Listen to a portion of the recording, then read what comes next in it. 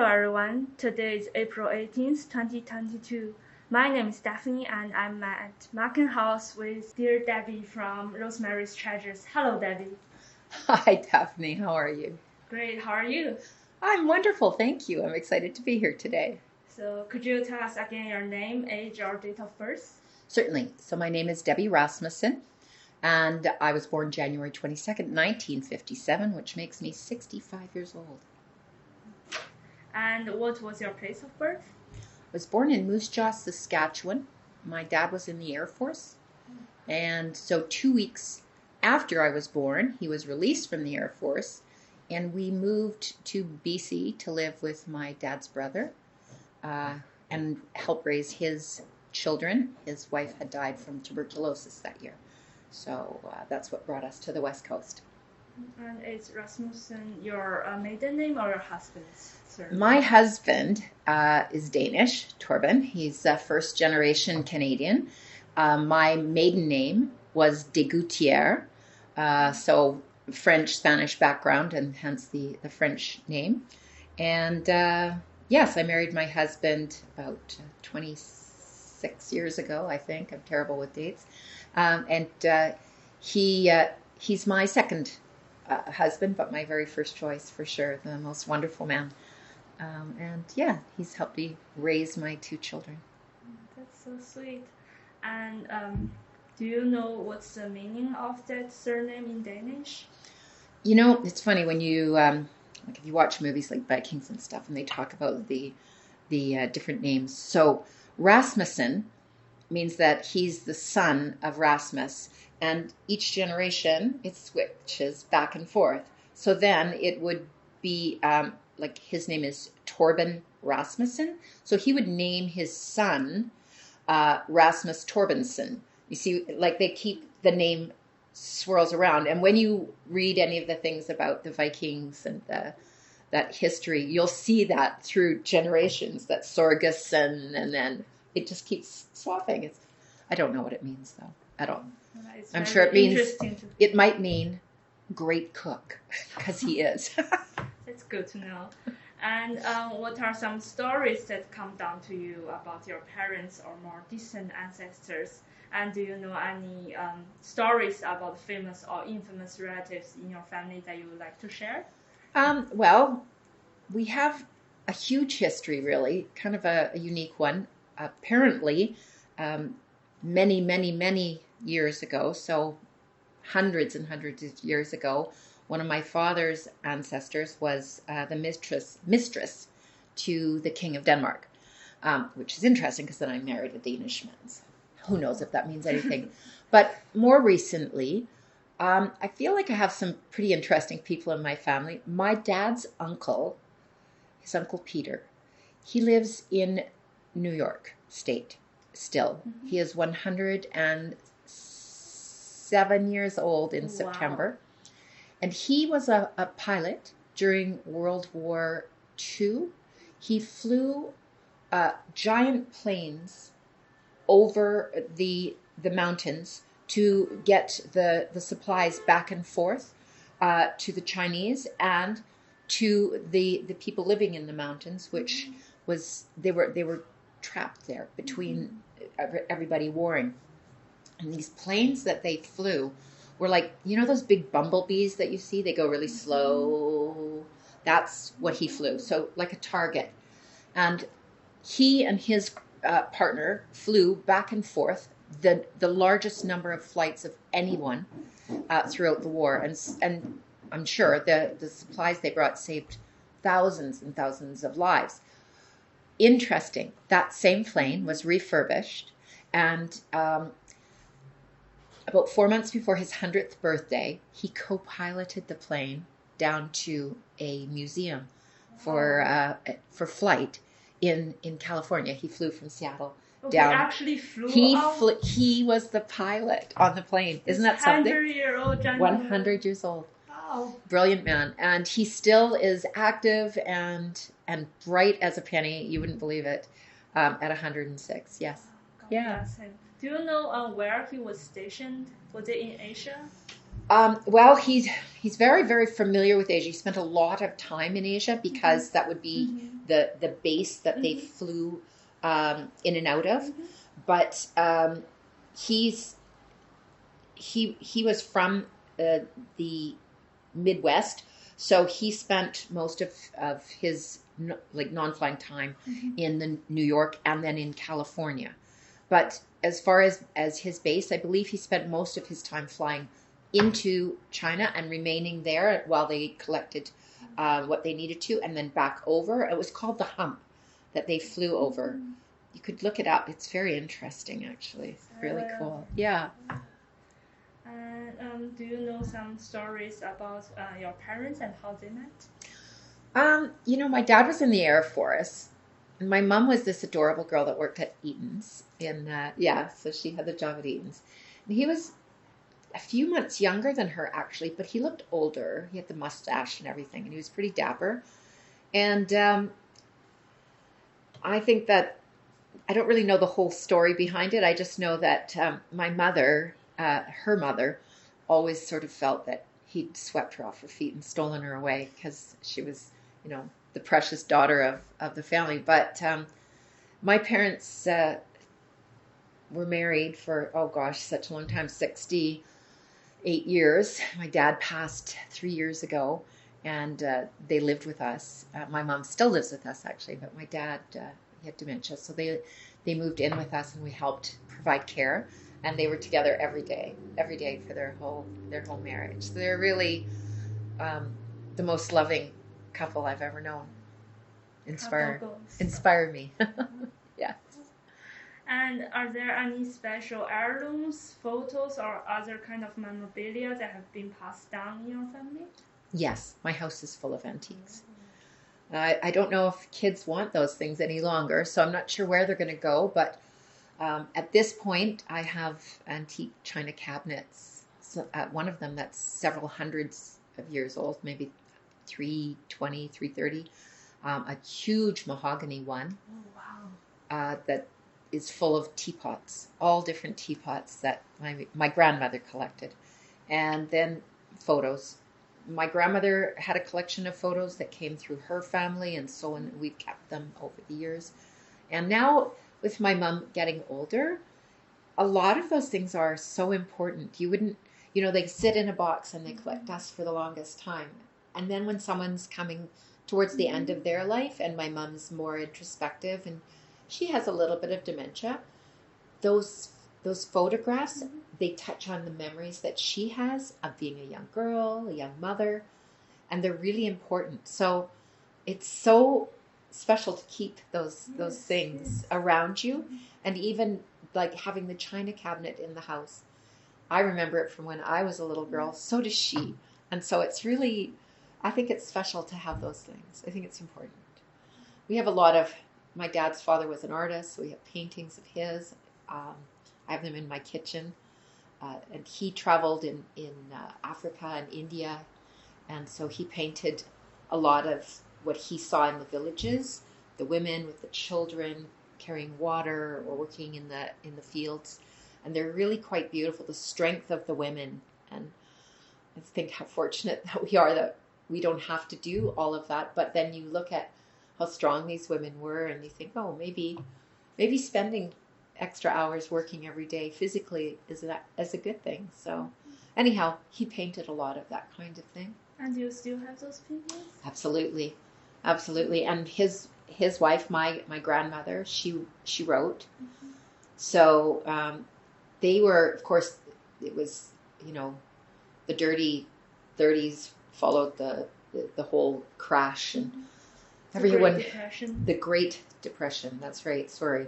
And so they traveled in an old station wagon with their kids and their little dog, and went from town to town. And he would do illustrations, and she would write, and they would do that for the church newsletters. So they would, as much as they could, write to make money to cover the costs of a living. And so that's what got them through the toughest times.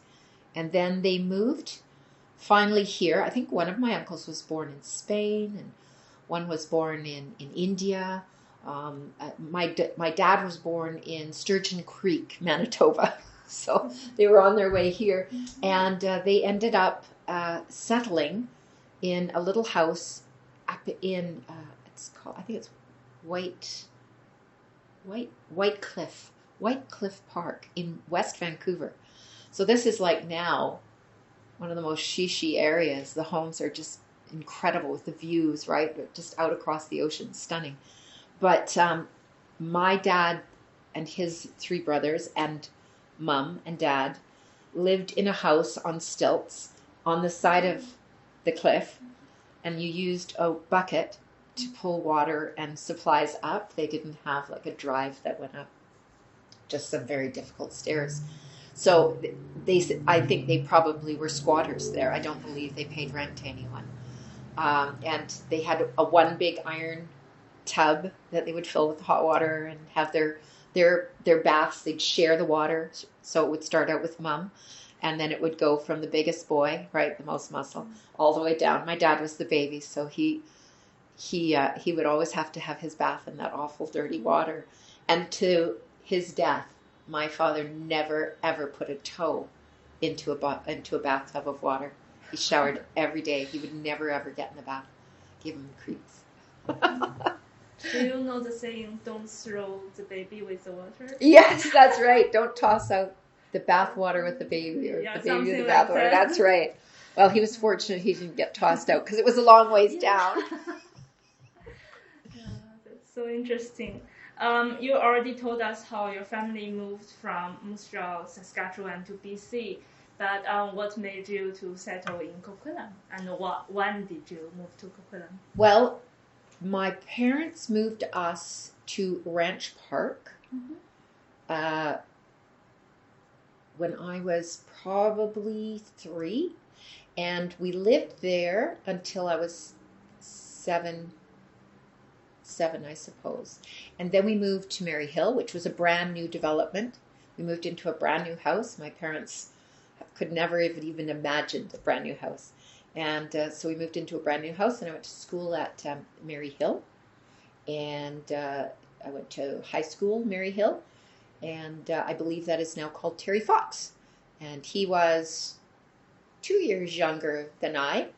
And we had the same track and field coach, Mr. McGill. Oh, wow. And I don't really remember him, to be honest, although he is in photographs in my school books. But I was older, as a teenager, not interested in kids. And so when you moved back to Coquitlam, how old were you? Well, I moved away from Coquitlam. We moved to Port Moody. We lived in the Tri-Cities pretty well always. And my parents moved into the city. My brother and I kind of went off and did our own thing. I moved to Winnipeg. I lived there for 4 years. Moved back here and lived downtown, Kitsilano. It was fun in those days. And then when I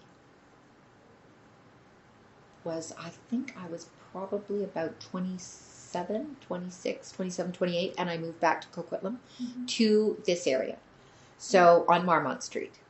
And remained there for several years. My divorce took place around then. 2 little kids on my own, and I moved down onto Alderson, and I lived there for a couple of years. Met my husband, and we then moved to Burnaby, but just on the other side of North Road. And so this was my community. So I would always come on this side of North Road to do my shopping. A lot of it done up on Ridgeway. The fish market up there was amazing. The bakery and so on. Rosemarie's Treasures was there back then. And so, that's really, it's always been where I would choose to go for lunch with someone or to hang out or find little gifts around this area. So, that was my return. That's good to hear. And could you tell us a bit more about Rosemarie's Treasures and its original owner and that story, and how you come to become the next owner of the shop? Rosemarie's Treasures would be now maybe 38 years old. time goes by so fast, you forget. I guess we've had the store closed now for over a year. So yes, it would be just going into its 38th year. Rosemary Bella opened up Rosemary's Treasures initially as a secondhand clothing store. And she had, the normal racks, and people would bring in bags of clothes, and she'd set it up. She was a real interesting lady. She was so direct, and she spoke very directly to people. She was very, very independent. And 40 years ago, women weren't as independent as they are now, for sure. But she definitely had a very strong character, a strong personality. And I just loved her from the first time I met her. And so I found her with her little shop selling the secondhand clothing. And I think she did a great little business there for about 10 years with that. But she started to add bits and pieces of other things. And it seemed to be going in a different direction. One Halloween, somebody dropped a firecracker through the mail slot in the door. And everything inside was burnt. It was terrible, very upsetting. But Rosemary is not one to just sit down and have a tear. So she cleaned it all up and decided that she would reformat her business and no more used clothing. She found a real passion in finding all these great deals on household things and gifts and decor. So that's where her interest went. And so she started that as well as crafting. And she had a table set up in back of the store, and she would sit there during the day when there was no customers, or people would come and sit with her and work, making cards. Beautiful, beautiful cards. And so I remember that time even better, because it was just more that time in my life when I would be in the store buying little gifts and stuff. And it was such a great place. I was a single mom for quite a while, and having the opportunity to buy pretty things, nice things, useful things that were unique was so special. To be able to bring gifts that people would say, "Oh my goodness, where did you find this?" Rosemary's Treasures. I think I even started one of my dear friends, Tina, on a chicken collection in her kitchen from Rosemary's Treasures, because it was just one of those things. Rosemary's from Portugal. She married an Italian, Mr. Bella, her husband. That is another romance made in heaven, let me tell you. But interestingly enough, Rosemary lived on sort of close to the border, and so her maiden name, which I didn't find out till the day I bought the store, and we signed the paperwork, her maiden name was Rasmussen. Wow! Is that weird? No. And we knew each other for 20 years that we never knew, that she never told me that. But anyhow, yeah, it's so funny. But so as the store kind of evolved, I think what happened is that the card stuff got to be a bit much. And Rosemary wasn't one for having clutter and mess and stuff that she couldn't do something with. So I think she just sort of said, that's enough, and that was it, packed it all up. No more, no, and I don't want you coming here and making your cards anymore. She was really funny, direct. But she went to town on finding the decor pieces. And she had unbelievable, some of the things she got. But once I walked in the store and she said, "Oh, you've got to see this." And she had these beautiful boxes, like they looked like they had a leather finish, but they weren't, but beautiful. And open it up, and inside is a stunning ceramic frog, but not like a cutesy frog, like one from the Audubon Society. It's so beautiful, like perfect frog. There was probably 6 or 7 different styles of frogs. I bought one, and in fact, I gave it as a gift to my boss, who is French Canadian, and he and his wife delighted in it, kept it on a special spot on the shelf, and I'm sure they thought that I'd spent a fortune on it. I'm sure I didn't spend more than $20. It was probably worth, if you went and bought it in another store, it'd be worth $70 or $80. It was just beautiful. So, she really found this niche, and I think that that's when the business just took right off, because to be able to walk into the store anytime and just find something, no matter what the occasion, was what it was known for. And Rosemarie's Treasures, what a great name. It's really perfect. Delightful. Could you tell us a bit more about Rosemarie's love story with Mr. Bella? Oh, well, they were together from when they were teenagers, and they came to Canada together. They had beautiful daughters, 2 beautiful daughters, and they lived in the area for most of their marriage. I'm not sure if they moved here directly from when they immigrated, but eventually settled in Coquitlam. And why I say they had such a love story is that they were just so good to and for each other. You could just see it.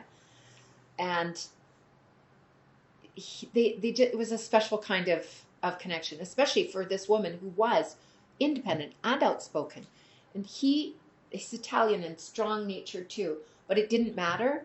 They made that be a special part of it. But I think what was even more indicative, the day that she sold the store to me, we had a party when we took over the store and invited the community to come. And so I arrived early in the morning to help putting balloons and get the things done. And the girls were there, the daughters, because this was a big day. Mom was retiring from the store. That these girls had grown up in that store, sitting in that store, waiting, doing their homework, right, while Mom was working. And they were standing out front looking, and she was a little tearful, of course, just because such a big thing, a big change in her life. And Rosemarie's Treasures was such a big part of everything. Anyhow, as they were standing there looking, she said, "Am I doing the right thing?" And he hugged her, and like he was a young man, spun her, spun her, like just, I don't know, like young lovers, and said, "Now it all begins, now it all begins." And I was just like, oh my goodness, like tears in my eyes. I couldn't believe it. I felt like I was witnessing love. Yeah, just beautiful people, really beautiful people. Sure. Thank you for sharing that. Yeah. With us. One thing that did happen, that was my starting point of, I feeling like I had a more real connection with the store, because it really was why I bought it. When I was living down the street on Marmont, and I had not a very pleasant divorce, and I was left without anything, no money, no credit, a broken car, 2 kids, and soon to be looking for a place to live because my father-in-law was kicking me out. So that was my life. It was not a good one. I needed a job right away. And I'd had good jobs before I had children, but I didn't have the wardrobe. Nothing. So I went up to see Rosemarie. She still had the secondhand clothing store then. And I told her of my situation and said, "Do you think you have anything that would be good for, going out for job interviews?" And I was a little embarrassed about the whole thing, right? Failed marriage and doing all of these things. And she just took me under her wing. That was it. She said, "Look, I don't have anywhere for you to try things on, so you come back tonight. I'm going to stay late." She never stayed late, not even 1 minute past 5 ever. But she stayed late for me. And when I got there at 5:30, she had clothes put to one side, 2 blazers, a skirt, slacks, 2 or 3 blouses. And she said, "Okay, you need the red blouse. It's a power blouse. And the black jacket.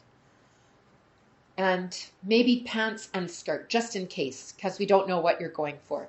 And a little red purse to match." So I said, "Okay, well, I can afford this one and this." She says, No, I'm going to pay for them. And then you're going to pay me with your first paycheck, 1/2, your second paycheck, the other half. Seriously. It was like, wow. She sounds like a wonderful, generous lady. The best. Everyone would tell you that. Just a wonderful person. And just so we can better visualize your outfit, was this in the 80s, 90s? Yeah, well, it was. So my daughter was born in 89, and I was back at work in just about 91. So just after, yeah. We might be able to find some stock photos. Yeah, it's kind of the pencil skirt and the padded shoulders. Oh, yeah, I love those power blazers. And I had a perm back then, so you got to kind of get the whole look of it. It was that time. Yeah. And could you tell us about Rosemarie's Treasures when you were the owner of the shop and how you transformed, evolved the shop? Certainly. Yeah, buying the store was a spur of the moment. I came in to buy my Christmas gifty things for staff, and Rosemarie said, "That's it, last Christmas." And I said, "What?" She said, "I'm closing this store." I said, "What do you mean you're closing the store?" She said, "Well, I want to retire, I want to travel, and it's just time, so I'm going to close the store." And I said, "No, I'll buy it. I have a job, a full-time job." But I bought it in 2 weeks because I didn't want it to close. I felt such a connection of the store to my life, but to the community. I just couldn't imagine Ridgeway without Rosemarie's Treasures. And I thought if I brought things together, perhaps it had a chance of a long-term life in the community. The community's changing so much now. New development, new people coming. So there was this opportunity. Anyhow, taking over the store, at first, a lot of the things in the store, you're like, oh my goodness, you wouldn't believe. Like, we found boxes of cheese spreaders, which are little knives with a little cheese spreader. Boxes of them, 350 cheese spreaders with an olive on the end. It's like a, ceramic olive. Mm-hmm. She got a good deal on those. There was cutting boards. We found these wooden cutting boards underneath a shelf she'd forgotten about. So these were, just sort of the collection of years and years and years of finding treasures and selling them. Some of the things were different. Some of them were not to my taste, like the fascinators. I thought that's got to go. They look like they're, I don't know, sort of creepy. But, after being in the store for a few months and having people come in and ask for them, you started to get a sense of why people liked them. And, we had a group of ladies that all wore them when they went to Vegas every year for their girls' getaway. And then they'd always have to replace one or two because someone fell in the pool. And it was so fun. And you start to see that they're just more of I don't know, it's like a declaration of something when you wear a fascinator. But they just have that, they make you feel like a princess, right? It's like the tiara effect. Yes. And so I started to find out more about them, and I located a person I could buy them from. And from there, it just took off. And then, every time there was a royal wedding, right, we'd sell 200-300. And I remember with the last royal wedding, the Royal Columbian Hospital actually had a new head of human resources. She was an English woman. And so they did a royal tea at the Royal Columbian. And everyone came up and bought their fascinators from us. I had a woman, good customer. Her nephew was marrying in Hong Kong. And these are made in China. To make them here in Canada they'd be very, very expensive. And so I assumed that you would be able to buy these in China very inexpensively. Apparently, Rosemarie's Treasures, we sold them for much less than you could buy them in Hong Kong. So she packed up 35 of them. So all the ladies in the family for the wedding party could wear one. It was so much fun. That was really delightful. And her nephew was sending me photos of Auntie so-and-so's dress so we could match the colors. It's really something else. I would say, without a lie, 3,000 have sold in 6 years. 3,000. I do still have about 200 in a Rubbermaid tote at my house, just in case you're interested. And before you purchased this shop, which line of business did you work? I have worked in the optical industry for 17 years. And I have a division I run for a company called Iris. So it's a business to business division. So I work with other corporations or associations like the BC Teachers Federation or Fraser Health, Interior Health, and so on. It's kind of I started the division myself, and I built it up within the company, and now it's a very significant contributor to the overall of the business. So when I bought Rosemarie's Treasures, I didn't buy it because I was going to go to work there then. I bought it because I thought I would retire in a few years ago. But things were not as easy as I thought they would be. For starters, it wasn't easy to leave my other job. It very much my own baby of a creation, so to speak, and it was becoming more and more successful, and but also just the store itself. It was during such a time of change on the street, and Safeway was knocked down to be rebuilt with a beautiful new Safeway that the community desperately needed. But there was a lot of disruption that really affected business on Ridgeway. The parking was diminished probably by 60%. Many days you couldn't drive on the street. And our customers, while we had, everyone from 13 to 100, our customers primarily were people in their 40s, 50s, 60s, and older. And having lack of access to the store was difficult. So my, 3-year plan just fell apart. And but I kept the store going. I had a manager running the store, Amelia, and so we just carried on. I put a little money in every year to cover the costs of running the business, with the intention that we get past it. And the new Safeway opened, and the street got busy, and then COVID came. So I have to tell you, it wasn't COVID that shut me down, because people shopped in that store. Oh my gosh, you wouldn't believe it. I had people coming from, we closed for about 6 weeks, and then when we reopened, immediately they came and just said, we're going to buy from you. We just don't want anything to happen to your store. We'll help you. And they did. It was like people would come with their Christmas list and say, everything, if you can find everything on this list, whatever for my daughter, my sister-in-law, I'll get it all here. And the support was incredible. It was more that we didn't have the nest egg, and we worked enough and were making enough that we didn't qualify for any of the benefits. So what happened was I started to, as I'm getting closer to 65, thinking I needed to make some decisions because I had to be careful for my own family, right? That, and that my mother, her health was starting to decline. So because my mom lives with us, and I'd already lived through the process of my dad and dementia, I don't want my mom to ever have to leave our home. I want her to be with us and as long as she's alive.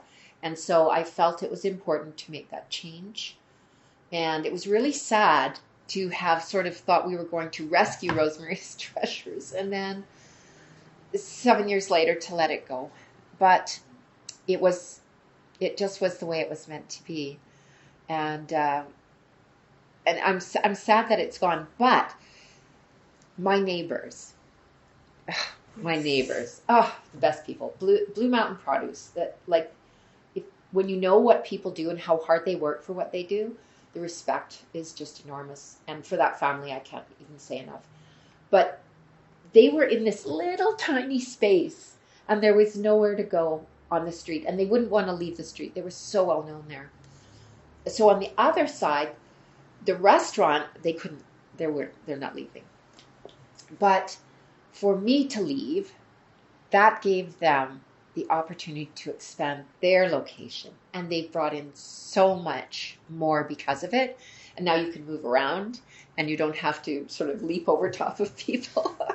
It's the best thing that could have happened, because that produce location, which is no longer used, produce, bread, Mexican food I see now, it's crazy, but quality and fair pricing, it's so important to have for the community, because so many people in the area, they're not driving cars, they live in the apartments in the area. That is where their fresh, good quality food is coming from at a reasonable price. So it was the best thing that could happen for everyone, really. And I'm just thrilled. Every time I stop in there, I just feel happy to see that Rosemarie's Treasures is now feeding the neighborhood.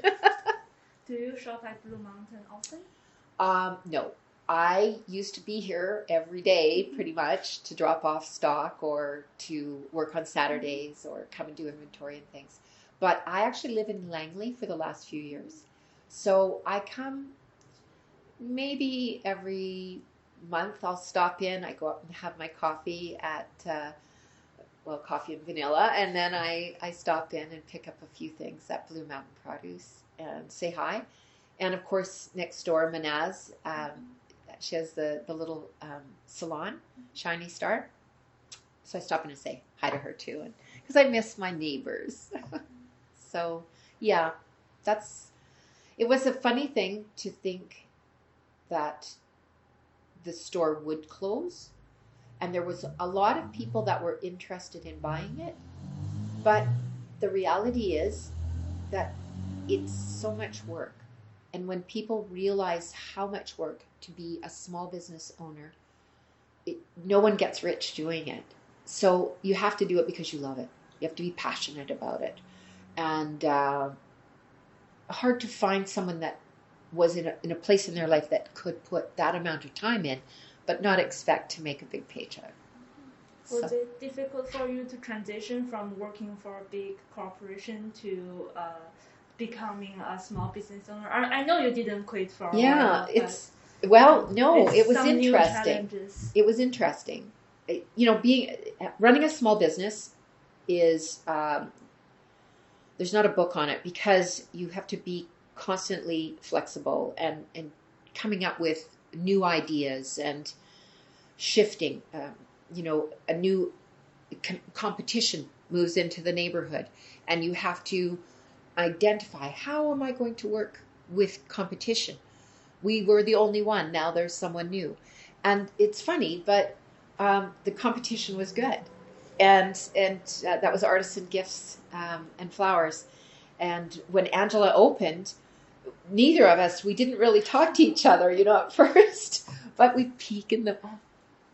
And finally, one day we got to chat and realized that we were very similar and we're very happy to be in the community.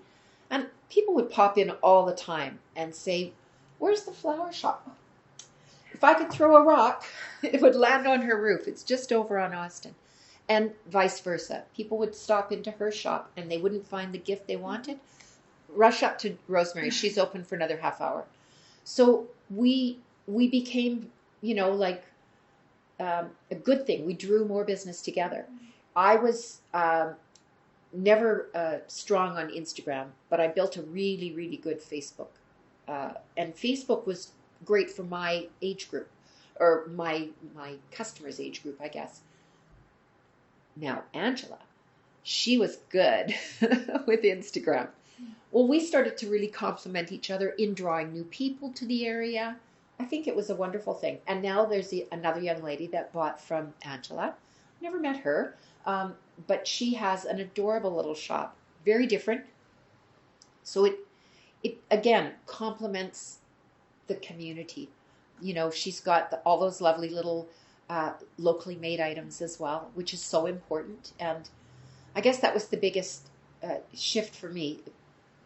For Rosemarie, everything was the gift store stuff, gift shop things.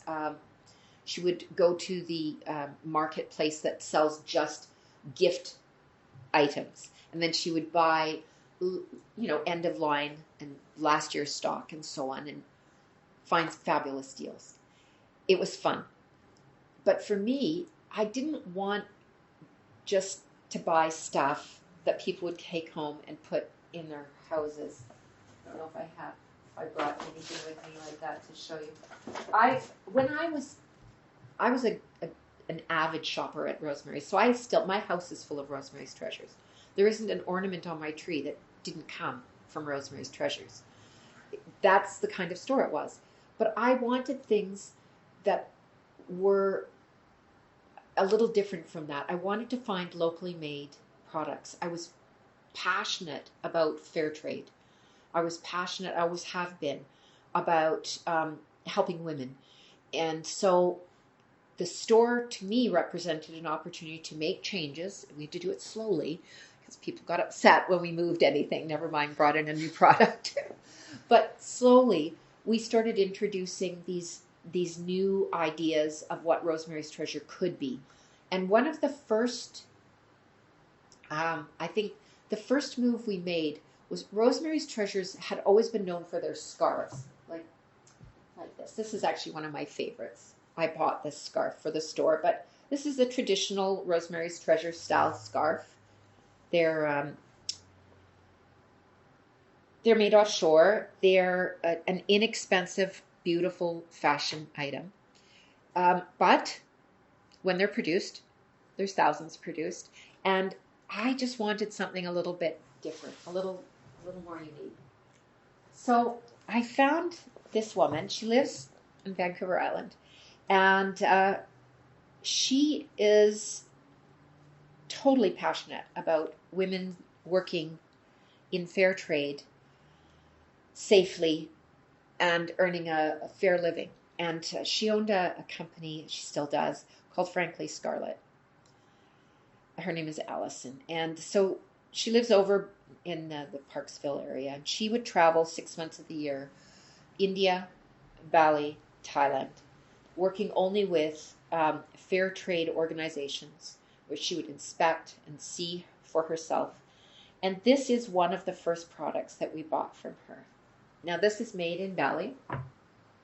The company that makes them, it is made mechanically. It's not by hand.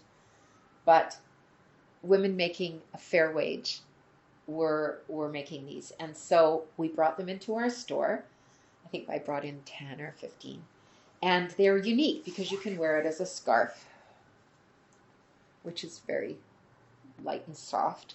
But you can wear it as a poncho. And they are fabulous. So we bought these, and I started my Saturday routine of putting them on and taking them off and putting them on and taking them off so people could see what they were like. One day, a lady came in and she said, "Oh my gosh, you've got those. I've got 4 of them." I said, "Oh wow, really? Where did you get them?" "Oh, in Palm Springs." I said, "Really? Were they Frankly Scarlet?" She goes, "Oh, no. I don't know the brand on them, but anyways, I'll buy more. I love them." And I said, "Oh, okay." So I bring out some colors and she chooses 4 and I'm like, wow, this is great. And then the fuss started. They're $15. I paid $65 in Palm Springs. What? So as I was to find out, many people looked at products like this as an opportunity to make a big margin. And that's what you're supposed to do in business. It just wasn't what I was supposed to do. So we sold them for $15, and over the time that we sold these, so 5-6 years, the price went up a little bit. And so my price finally, after 5 years, I think we sold them for $17 a piece. I learned at one point that there was a lady in New York selling them for $100. It's sort of it's maybe it's comedy in a bit about fashion, but the reality is that we sold over our 5 years 2,700, 2,800 of these. And I think about all the women that affected. And so once we started with this, well, I mean, I don't even have all of the things to show you, but we carried no less than 20 different products that she brought in. I dedicated one corner of my store to Frankly Scarlet. We had cotton scarves that were handmade using the most antiquated type of loom, the first loom that was ever used. It's called a backboard loom, and a woman sits with a rope, and her feet keep the loom and the tension on it, and then with her arms she passes the shuttle back and forth, and so it's one with your body. And we got these beautiful scarves made that way. We had hand embroidered scarves and so on, and it just took off. Little purses, all sorts of absolutely beautiful treasures. And that was kind of when we expanded, I think. People came from Vancouver. They would hear about us and our fascinators, but our ethical products. And that was really where it took a great leap, I think. And from there, once we started down this path, then that was really it. I just, East Van Bees, Stephen, the guy that looks after all the bees for East Van Bees, is passionate about it. And I became equally passionate about the bees and selling his fresh honey and other things. Like he was so into things that are, good for the environment. So we started selling these, which is the beautiful, bags that you use for your vegetables, no more plastic. And it was just a journey. It was an absolute journey of finding all of these kinds of good for the world, good for people products. And once that started, well, then all the locals came out, and hand painted wine glasses from Carol in Mission, just absolutely beautiful. And we couldn't keep them on the shelf. She'd bring out 200 wine glasses, and they'd be gone before the next weekend, and I'd be in a panic, And I used to sell them to people, and they'd say, "Oh, I don't know, should I get a rose or a tulip?" And I'd say, "I'd get a bouquet, get 6, and get 6 different flowers." And you have no idea how many people have a bouquet of those beautiful wine glasses in their homes. They were just beautiful, and even though, it was regular glass, and she painted these beautiful flowers. It was super simple, but they made such a difference for so many people. Wedding presents, and just so special. So, yeah, it became so much more. Jewelry. I found this young woman in Revelstoke, Tessa, and she had started making these leather earrings. And I think there's this lady on TV called Joanna Gaines. She wore them once, and it was a rage. And Tessa saw those and decided to try and make them. And so the world is full of little links and lines between people. When I connected with Tessa, I found out that she was an optician. And she was on maternity leave, having her first child, and had started making the jewelry because they needed the income. And as it turned out, she was so successful. I think they've had 2 babies now, and she's never gone back to work. She works from home. She's a fabulous little business. But what got her going is what got my attention. She had made these lovely leather earrings with a faux leopard piece put on it, right? So that they were decorated with a leopard print, but it looked like fur. So I saw them, I guess on, Instagram or something, and I loved them, and I contacted her, and so I ordered some of those plus some of her other earrings. I was so excited. They arrived, and she phoned me and said, "You're not going to believe what just happened. I've been contacted by Chatelaine magazine, by the producer, and they want to use my leopard earrings in a magazine article about animal print." And it said, is animal print back in fashion? No, it never went out. And there's this picture in the Chatelaine magazine, and it has a animal print clutch priced at about $28,000 from Chanel, and her animal print earrings. I know. I was like, oh my gosh, I didn't even know what to do. So I ordered right away from her, please, please, please, I need 20 more pair of the leopard skin earrings. And then I phoned a friend of mine who works for the Pattison Group, and they distribute magazines. And I said, you need to make sure that I can get hold of one case of that chatelaine. So I did. And so we sold them a pair of earrings with the chatelaine magazine that they were in. It was just amazing. It was so fun. It was just one of those things, right? I didn't get rich from it, but I really and truly felt that it was so special. And to the day that I closed the shop, and still I stay in touch with her through social media. Just loved working with this young lady. She's built a wonderful business, but that got her going. She was noticed. Yeah. Such a lovely story to hear. Thanks. And is there any other really popular items from your store, and any of your favorites? Yeah, it's hard to say who popular or favorite. One of the most important products we brought in, I think, was something called Mercy MSM. And I have arthritis in my hands. I've had surgery on this one to correct it. But I was in pain probably for 20 years. And my neck and my back as well. So not being able to find anything to resolve that pain other than taking medication orally, which is just not the answer, I suffered a lot. And I was at a gift show early on, just after buying the store really, and there was two ladies at a table, and they were selling like skin products or something, and I was starting to walk past them.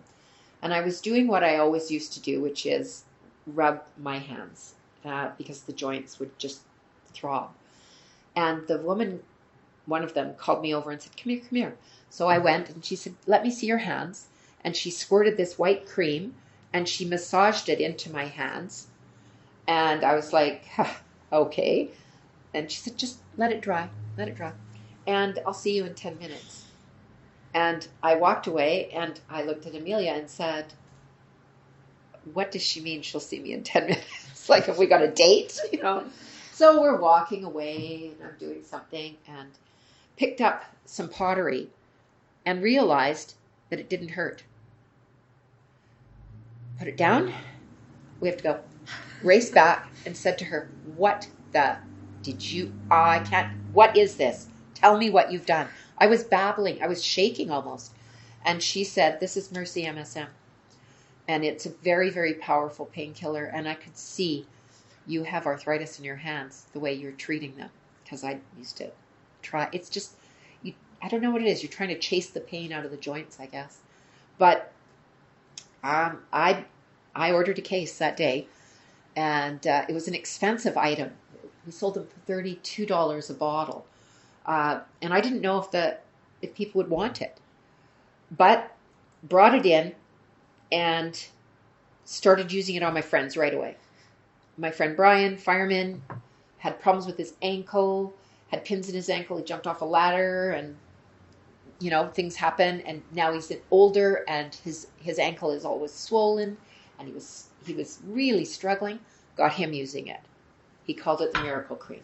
We went from one to the next with my friends and their own experiences. Once I'd done that, then I started to talk about my own experience.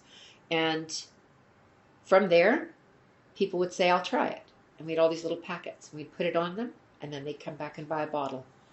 I had one lady, one of our very, very good customers, wonderful, wonderful woman. She must have bought, I don't know, maybe 30 or 40 bottles over the course of that time because she would gift it to people. People that worked with the elderly would buy it and have it in the care facilities. It just took off. And we didn't really, you couldn't really market it that well because of the name MSM, Mercy MSM. Facebook would just take it off. I don't know what they thought it was. So it really was word of mouth. I would have people walk into the store and they would look around and, is this where the good cream comes from? Because it was like this girly shop, right? And it was life-changing. It was absolutely life-changing. We had a couple come in, elderly Italian couple, and their English wasn't great. They were, I think, visiting, perhaps family in the area, and they were looking for the church. So I had to, we were doing like little maps and explaining where the church was, and they had been walking quite a bit. The woman was leaning on my counter though, and you know when someone's in pain, they hold it right in their face, and she was in pain. And so I asked her, "Are you okay? Do you want a chair?" "Oh no, back." So get the bottle of Mercy MSM. I'm like, what? I'm gonna fix you. What? So I pull her shirt up. She's like this, and then I show him, and he squirts the cream on, like I squirt the cream onto his hand. And then I show him, you rub it here. So he's rubbing it. She's laughing now, right? Everybody's looking. And then that was that. Put it away. Gave them a couple of little packets. They're visiting. See what you think. Next morning, he came in, hugged me. Little tiny man comes and just wraps his arms around me. And he's got tears. Amazing. So that was it. I'm sure that the entire Italian community learned about Mercy MSM that week. And that was something that was special because people would come in, they would bring friends in. People came from all over. People phoned us from different places. You could order it online, you still can. It's a woman-owned company. They're in Red Deer, Alberta. Cloud9 Naturally is actually the name of the company. And I just grew to love them because all of their products were so good. And I would have, like someone pregnant would come in and say, "Is it okay if I use it?" When I'd say, "Listen, let's phone. You can talk to Joanne right now." And she would take the call and listen. "Oh yeah, and you know what else you should do? And you should take this, and you can use this as well." And so they were very, very knowledgeable as well about all sorts of natural healing products. And we ended up carrying many of their products for skin, dry skin or psoriasis and eczema. But it was Mercy MSN, again, I don't know, thousands of bottles we sold. Wow. It was really, and it changed a lot of people's lives, for sure. Sure. And did you have any special memories with the business that you would like to share? Oh, lots. I think actually one of the most unusual things that happened in the shop was one night. It was about 2 weeks before Christmas, maybe 3 weeks before Christmas. We were open late, and it was Saturday, so I was in the store still, and my friend Carmen was in the store with her sister, and they were doing some Christmas shopping, which was great. And then there was another lady shopping as well, and then our friends Mike and Brenda, who were wonderful customers, they stopped by. Mike is actually, he sings in a band, and he's, musical. So we're just chatting and having a great time. And Carmen she's a TV personality, local personality. And so she's very engaging, and she was chatting. And I don't know what happened, but we started talking about Christmas TV shows. Maybe they were going home to watch one. And I said that I loved White Christmas the most. It's just my favorite, Me too. Danny Kaye and Bing Crosby. And it was just wonderful. So we started sort of saying, "What's your favorite song?" And I guess it was Carmen, because she was there with her sister, said, "Sisters." Right? And then Mike in the background kind of started humming it, and he's got the deep baritone, and then Carmen starts singing, and then her sister, and then Brenda, and then me, and now we're dancing in the halls of the store, singing this wonderful Christmas song and laughing, and of course blowing lines and everything else, but it didn't matter. And then it slowly died down. We were giggling and carried on talking about other things. And then Brenda and Mike left, and Carmen looked at me and said, "It's like this place is magic." And it really It's true. It's like that is a perfect example. No one walked in that store thinking they were going to sing show tunes that day, at least of all me. But so many little moments in that store. And it didn't start with me. It was there already. The store owned it. You'd walk in the store. If you were happy, you couldn't help but share what was going on. If you were sad, if it was a bad day, if something was going on that was heavy on your heart, you'd come in the store and it would come out. You'd share it. And I had experienced that myself with Rosemarie, and just assumed it was kind of her that drew it out. But it wasn't. It really and truly was. It was the building. People would come in and they would share things like, we would know they were going to be a grandmother before they went home and told their husband. And they weren't allowed to tell anyone. Like, I'm not going to tell anyone. Just, it's our secret, right? So you could share those secrets that, like, I had a lady come in one day and say, my daughter slipped and let me know that they're having a baby. But I'm not supposed to know yet because they wanted her mother-in-law to learn at the exact same time. And now I know. And I can't even tell my husband he's got a big mouth. And all the time. We knew when all the babies were coming.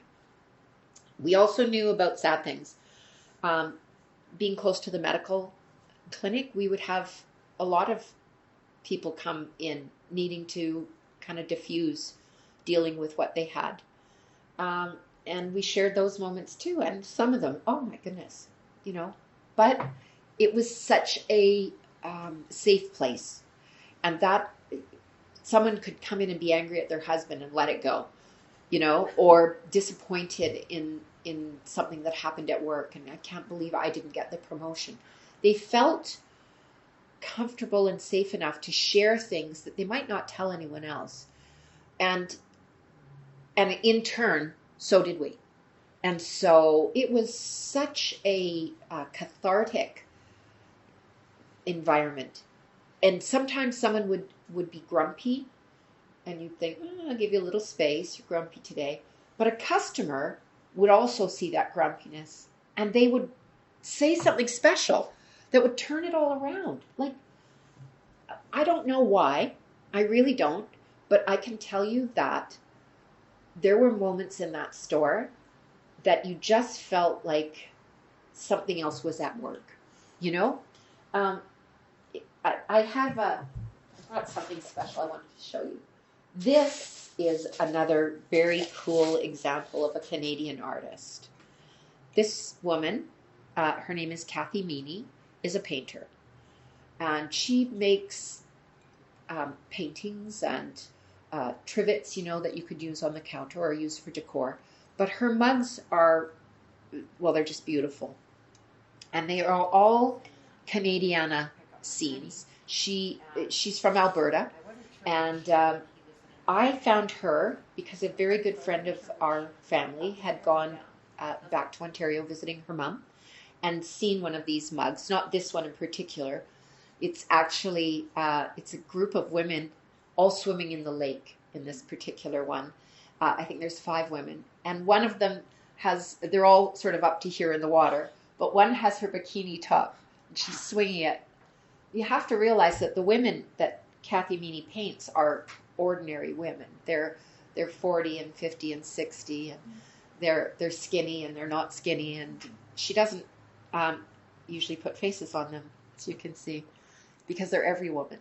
And so when my friend Jane came home, she said, you've got to call this Kathy Meany and see if you can sell some of her mugs in your store. So I did. Found this lovely woman and who runs her own business out of her house. And yes, she would love to send us a box of mugs. So we brought them in the store, and we did this sweet little display and did a picture of her, and it was really kind of fun. And I had a great sort of selection of them. But they drew so much attention in such a neat way, because women would come and look at them, and then they would say, oh, that's me and my girlfriends, or that's me and my sisters. That it just happened. because there's always these little groupings, 2 women on Adirondack chairs looking at the sunset, girls drinking wine, playing cards, just whatever. And so they always had this little conversation going around them.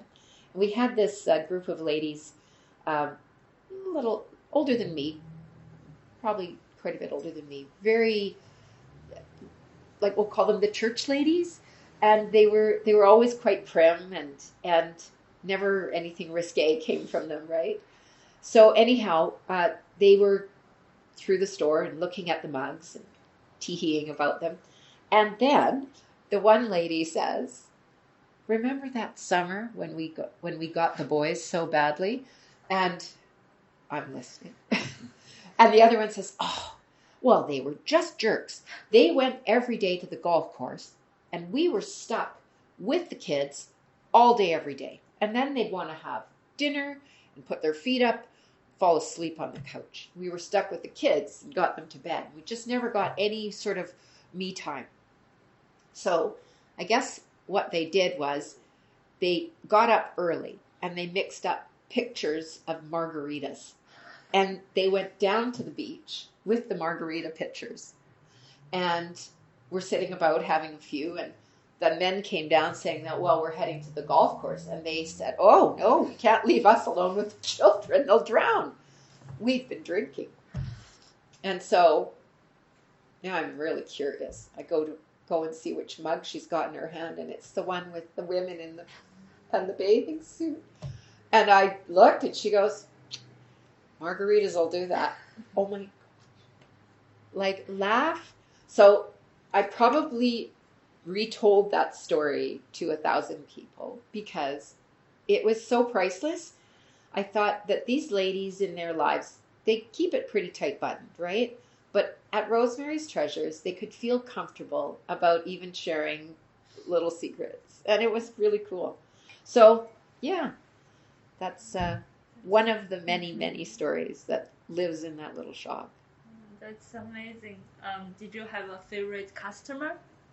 I can't say that. Ruth? No, that's not true. Shirley? No. I can't even tell you how many people I like, and I stay in touch with them even on my Facebook still. They send me messages. Lindsay, like so many people that you become close to. Being a gift shop, you think of people coming in your store 3 or 4 times a year, Christmas, somebody's birthday. I had Donna, gosh, they moved away, but they're still not far, but they did move away. We had customers that came in our shop weekly. Some people, might only come once a month.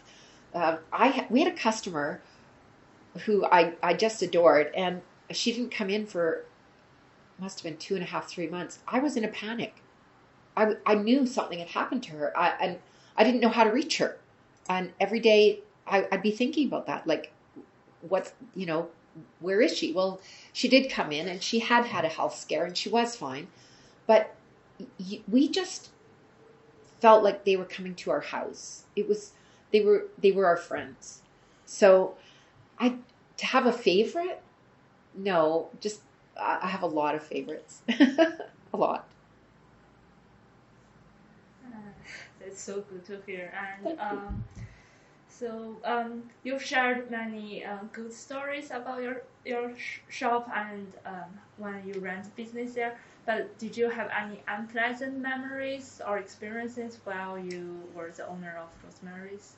I had a lady that stole my wallet, but 2 of my customers, again, 2 older ladies, chased her out onto the street and helped me capture her and get my wallet back. No. There's really, I don't really recall anything that I would say was a bad memory of the store. People just were really kind to us and very respectful, and the community was awesome. The mayor came by when we were new owners, and he did a selfie in front of the store. Richard Stewart? Yes, Richard Stewart. a selfie saying it's still my favorite gift store. And I mean, I think that he got like 7,000 likes on his Facebook page for it. I couldn't believe it. I was like, oh my goodness. So the community is such a warm place. I don't even having my wallet stolen ended up being like, a good thing. It was fine. And we never really had anything bad at all. I don't remember one thing that I would want undone. Because it's just the magic of the place. And it really was. Yeah. And even funny things that you thought were bad, like you order something and they mix up the box and you got a box of something completely different, ends up being the best thing that you ever got. That's what it was like. Like it always sort of worked out. And we had bad weather one winter, so much snow, people couldn't get around to the store, but then everybody just went out and shoveled and we all did it together, right? And it's just that feel, I think, of being part of something. So yeah, no bad memories at all. And what did you love the most about running your business in that community? Just the people, really. I mean, it was fun. Whatever we sold was fun. Working with the people that made things was awesome. I still stay in touch with them too. I still buy my things from them. But I guess it's just being in a place where there was so many people coming and going all the time. People shared about us because they appreciated a small business, and we really saw that even with COVID first starting. The first thing people would say to us was not, oh, is the store okay? Is it safe to come in? But are you guys going to be okay? So it was such a very strong, I don't know, like people here are pretty grounded. And even though lots of people here are real estate rich people now, they come from very, very diverse backgrounds, very, very different places, everyone, and they work together really well. It's a good community. And were you or your family personally affected by the pandemic? No. My daughter got COVID today. No, this is the strange thing. It's a question. Does it ever make you feel guilty?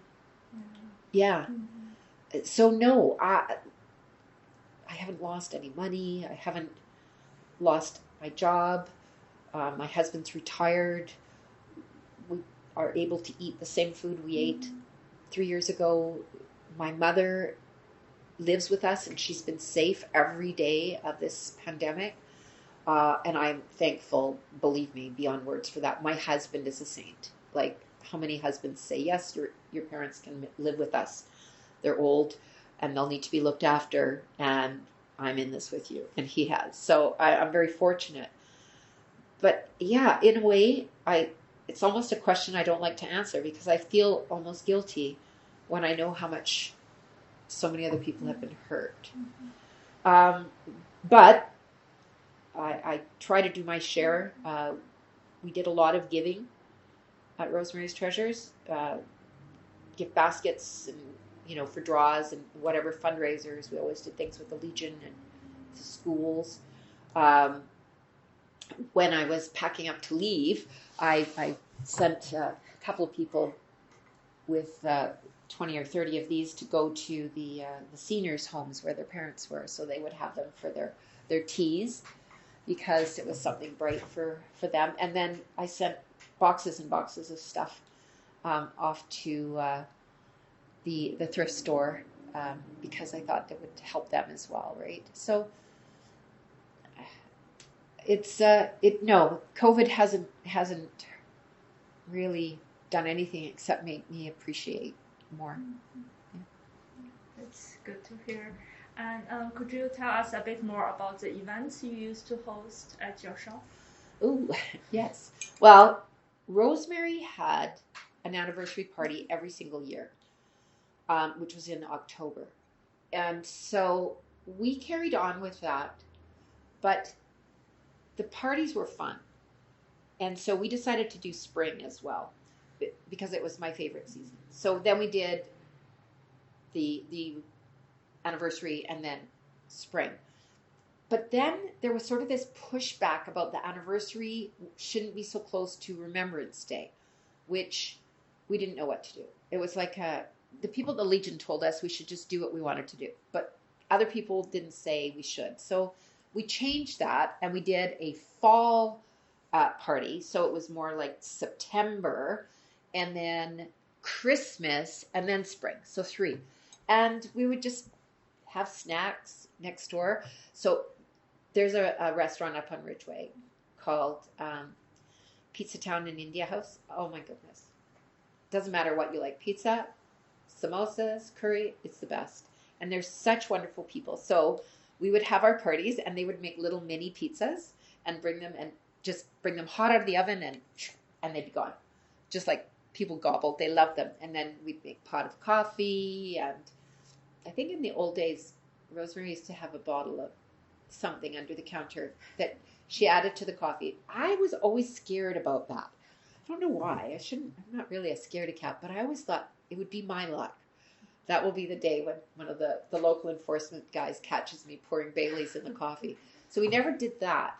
But we always had lots of snacks and treats and then prizes. And it was just fun. People came in. Lots of times people wouldn't even shop. They'd just come in to say hi because there was a party. And we put balloons out and so on. So I think it was good. And it drew lots of people to the street. So we always had the parties. We'd make signs and just put it on our Facebook page and let everyone know. That sounds so nice. Now I wish you're still open and so I could participate in those events. But so what would you say you missed the most about having Rosemarie or like running the business? Well, Christmas didn't feel the same this year. And it's funny, when you work in retail, Christmas is difficult because you're so busy. And of course, being a gift shop at Christmas, you can't even imagine.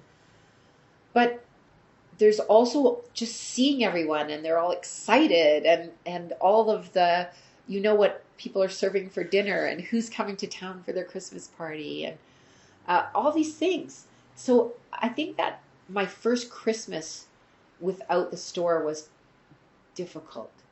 I felt the loss there for sure. And just, I have a very hectic job in my adult life.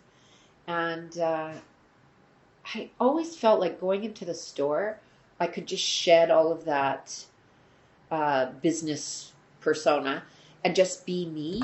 And so it was fun that way. And people were intuitive as well. They, like if you're having a tough day, my dad wasn't well. It was weird how many people I knew were going through the same thing as I, with dementia and a family member, and being able to share with women, particularly, predominantly women customers, was a really remarkable thing. It was very, very, it was good for me, and I know it was good for them, just that you could share, join, whatever it is, but also, again, it's that you can have some real honesty. It was a real safe place to have the conversations because you don't always feel charitable when you're struggling with things, and it was an okay place to say, I don't know if I can do this, and then at the end of the conversation, knowing that you could, right? So, I think I miss that. Yeah, I miss that, and you can tell I love to talk. So, my husband, oh gosh, his ears must bleed now with me at home. No. I'm sure he loves to hear you, and so do I. Well, thank you. You more than him, maybe, but it's okay. He has a whole lifetime of listening to this. So that brings us to the end of our interview. Do you have any closing remark or word of advice to our audience and the younger generation of Coconut? Well, I think this is an amazing community, and I think that everybody need to have roots. And it's really exciting to me to see how Coquitlam is growing. I know for some of us, we'd like it not to change so much, but it's such a great place to raise a family. It's a great place to build your future. There's so much here for people, whether it's the shops and the businesses or the parks. Even, you know, the way the community is run. Not everybody loves Richard Stewart, but they should, because he's a wonderful person. Whether you agree with everything he says and does, it's he's indicative of so many of the political people in this community, the arts community, the historical societies. Like, these are really important things, and I think that says a lot about a community. Sometimes I felt living here sort of reminded me more of almost a European sense of having the center of a community and having so many people that really watched out for each other. So what would I say?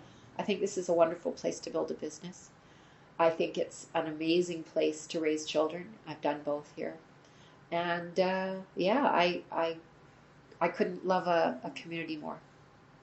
What would you say changed the most during your time here, and what stayed the same? I guess in terms of the community and the people? Certainly more people from all over the world have moved to the area. Growing up, when I was younger here, it was French Canadian, Italian, more centralized that way.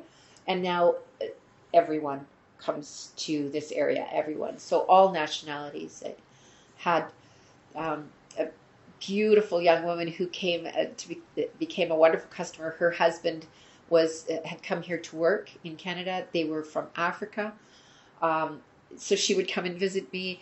I had a young lady who she has a little daycare. She's just the sweetest gal from Afghanistan. And, you know, that's another thing, just seeing how people were so comfortable here.